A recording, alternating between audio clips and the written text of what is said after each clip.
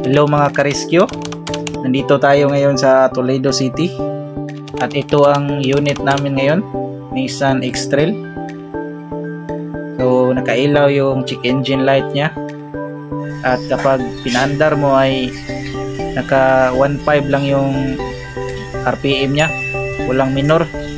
Dahil naka check engine to, scan muna natin. So ito yung lumabas sa ating scanner. Up sensor 1 circuit, also known as accelerator pedal position sensor, up sensor for short. At dahil ito yung tinuturong dahilan ng ating scanner, so kailangan natin tong tingnan kung ano yung problema nya. So ano ba ang function ng up sensor mga ka-rescue? So ito pala yung nagde-determine kung ano na ang posisyon ng ating accelerator pedal pag tinatapakan mo. So ito pala yung dahilan mga ka-rescue. So wala na yung pedal stopper nya,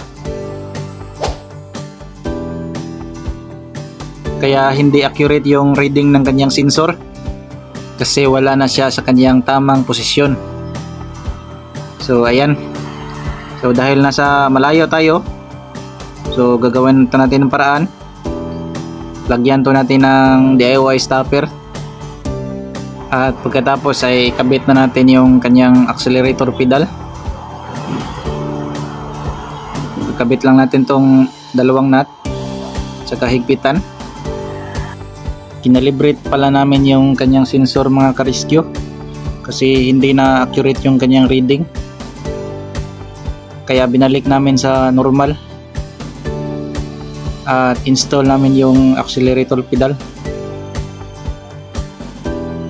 So pagkatapos ito ay i-observe namin kung okay na ba to. So ayan pala yung DIY stopper na ginawa namin. At ito yung sensor na kinalibrate namin para bumalik sa kanyang natural reading. At para maging normal ang kanyang RPM, para may minor na siya.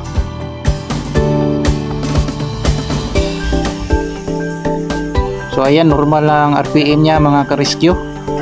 So test drive muna natin to.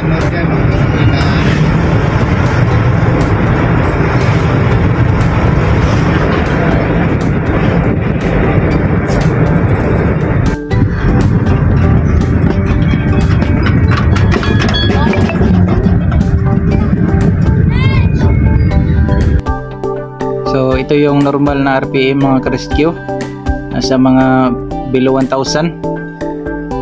So yung hindi pa natin na repair, nasa mga 1.5 na yon. So wala siyang minor, kaya goods na to. Another customer satisfied. Salamat sa panonood. God bless.